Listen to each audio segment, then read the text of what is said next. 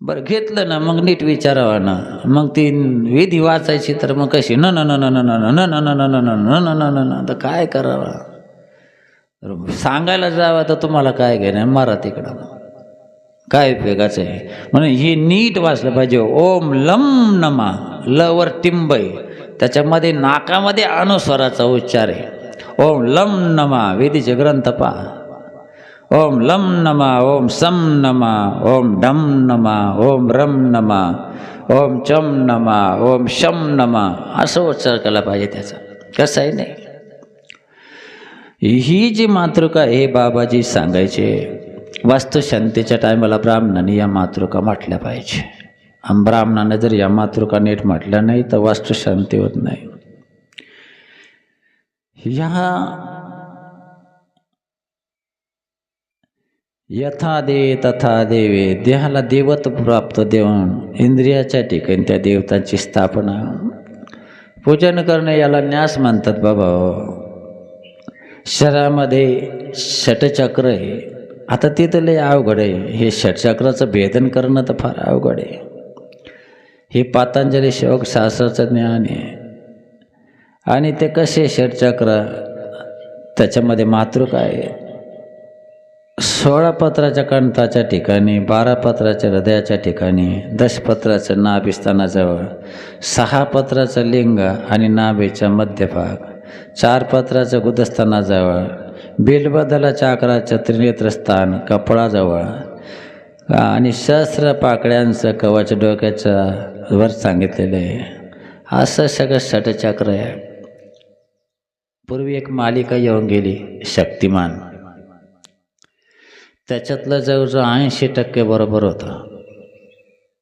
थोडं काल्पनिक होतं ते, त्याच्यामध्ये काही काल्पनिक दाखवलं. पण तो काय मुकेश खन्ना, त्याची जेव्हा मुलाखत घेतली गेली का तुला हे कसं काय शक्तिमान मालिका काढायचं कसं कसं पुरलं, त्यावेळेला त्यांनी सांगितलं की मी आपल्या आर्य सनातन वैदिक हिंदू धर्म संस्कृतीचा अभ्यास केला. तो अभ्यास करताना मला जाणवलं का आपल्या शरीरामध्ये षटचक्र आहेत. हे 6 चक्र आहे. हे 6 चक्र जर जागृत झाले तर त्याला दिव्यता प्राप्त होते. बाबाजीनं अंदरसूलला गेले नागेश्वराच्या मंदिरामध्ये, आणि सकाळी 3 तास, सकाळी 3 तास, दुपारी 3 तास आणि रात्री 3 तास ह्या प्राणायामाचा अभ्यास करणं, योगशास्त्राचा अभ्यास करणं, ही षटचक्र जागृत करून घेतले ते. हे भाकड कथा नाही. पातंजली योगशास्त्राचा अभ्यास करताना तो जर यथायोग्य जर अभ्यास झाला गेला, योग्य गुरुच्या मार्गदर्शनाखाली जर त्याचा अभ्यास झाला तर आपल्याला पाण्यावर चालता येतं. अग्नी जर पेटून दिली ना, आपण त्याच्यामध्ये पडलो बी किंवा आपण बसलो आणि त्या अग्नीवर तर आपल्याला अग्नी जाळीत नाही. एवढंच नाही तर आपल्याला परकाय प्रवेशसुद्धा करता येतं. आपल्याला दुसऱ्याच्या मनातलं सुद्धा कळतं. नाही असे विद्वान पुरुष आपल्याकडे होऊन गेले.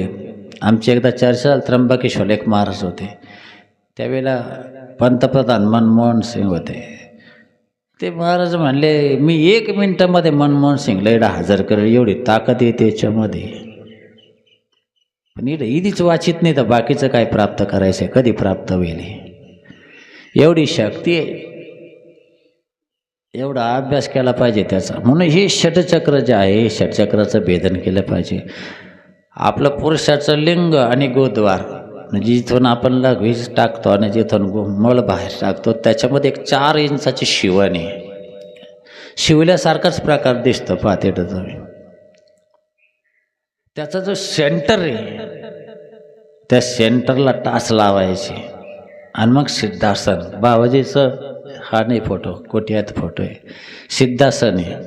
सगळ्यात अवघड आसन असेल तो कोणतं ते सिद्धासन आहे.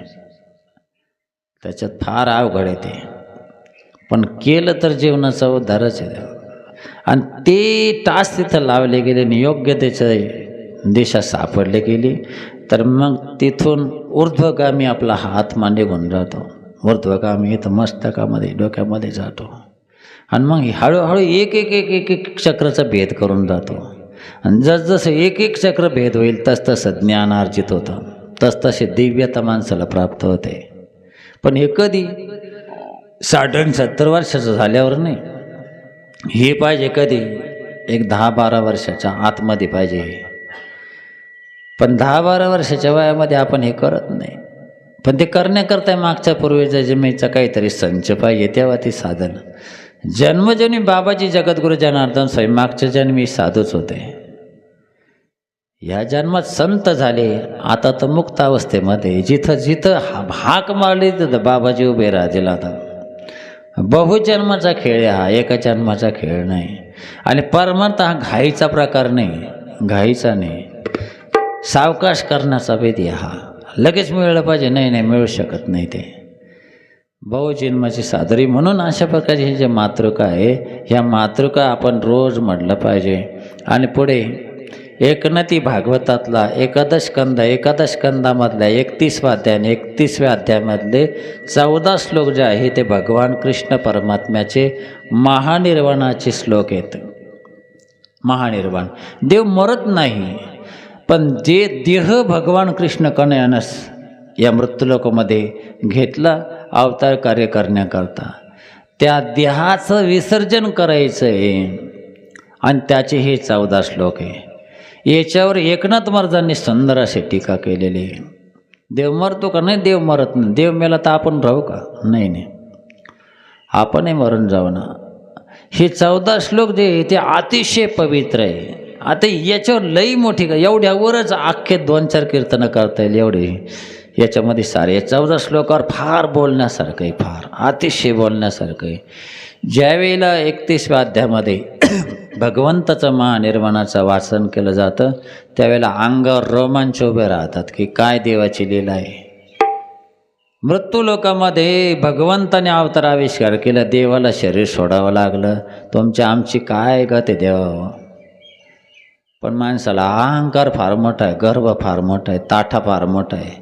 आणि आपण तर 16 वर्ष 17 वर्ष झाले काय गाठ सांगून कंटाळलो. शेवटी कंटाळून निघून चाललो. आता एवढंच वर्ष आहे, एवढं वर्ष नाही, महिना 1.5 महिन्याचे इथं एप्रिल महिन्यामध्ये चाललो. इथून सगळं सोडून चंबुकापळं घेऊन चाललो. आणि वैताग आला इथं. का वैताग आला? वाईट लोकांचा वैताग नाही आला. जे त्रास देतात, शिव्या देतात, बोलतात, मारतात, त्यांचा नाही राग आला मला. पण चांगलेच लोक जेवढे 60-70 पोरांना अनुग्रह अनुष्ठान करेले, त्याच्यात एकही ईदी वाचित नाही, एकही पूजा करीत नाही. आणि सगळ्यात वाईट मला ते वाटलं प्रवीण भाऊ, की एवढे पोर अनुष्ठान केलेले, त्याच्यातला एकही असा व्यक्ती नाही का काय गावामध्ये बाबाजीच्या कुटीत रोज येतो दर्शन करून निघून जातो. सांगू नाही कोणी दर्शन. मग बाबाजीबद्दल जर प्रेमच नाही तर त्या गावात कशाला राहायचं? माझ्या गुरुबद्दल ज्याला प्रेम आहे ते सगळे माझे, माझ्या गुरुबद्दल ज्याला प्रेम नाही ते आपलं कोणीच नाही, त्यांचं माझा काही संबंध नाही. माझी गुरुमाऊली ही योग्यांची माऊली आहे. जनार्दन स्वामी माझी मा आहे, बाप आहे, सर्वस्व आहे माझं. मला जे काही दिलं ते सगळं माझ्या गुरुमाऊलीनं दिलेलं आहे, बाबाजीनं दिलेलं आहे. आणि बाबाजीबद्दल काय गावामध्ये आदर नाही म्हणून जायचं आहे, प्रेम नाही म्हणून जायचं आहे. अनुष्ठान केलेली मंडळीसुद्धा विधी वाचत नाही, जप करत नाही, बाबाजीच्या दर्शनाला सुद्धा कोणी येत नाही. काय इथं राहायचं? कशा करता राहायचं? इथं मला वैताग त्याचा आलेला आहे म्हणून राहायचं नाही. तर म्हणून मला ते सांगायचं आहे की अशा प्रकारे भगवंतांनी सुद्धा अवतार सोडलं, शरीर सोडलं, तर आपल्याला सोडायचं नाही का? आपल्यालाही सोडायचं आहे. पण हे समजून घेतलं पाहिजे, उमजून घेतलं पाहिजे जीवनामध्ये, तेव्हा जीवनाचा उद्धार आहे. अथ तत्रागमद ब्रह्मा संभवस, इथून सुरुवात आहे या 14 श्लोकाची.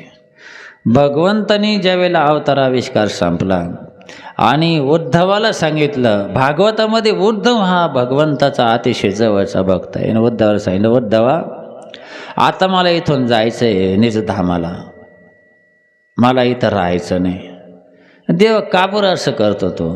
अरे आता संपलं ना कार्य, आता इथं कशाला थांबायचं आहे? मी ज्या कारणाकरता हा अवतार धारण केला होता त्या अवतार कार्य माझं संपलं, म्हणून मला इथून निघायचं आहे. मग देवा मला घेऊन चालतो. देव म्हणले तसं नाही येता यायचं, साधूच्या संग तसं येता येत नाही, देवाच्या बरोबर तसं येता येत नाही. काही लोक आम्हाला म्हणतात, आता बाबा तुम्ही तिकडे चालला आम्हाला घेऊन चाला. अरे घेऊन चला तुमच्यात ते गुण घ्या ना थोडेसे, मग घेऊन जाऊ ना. गुण काहीच नाही ना, अवगुण घेऊन चला कशाला.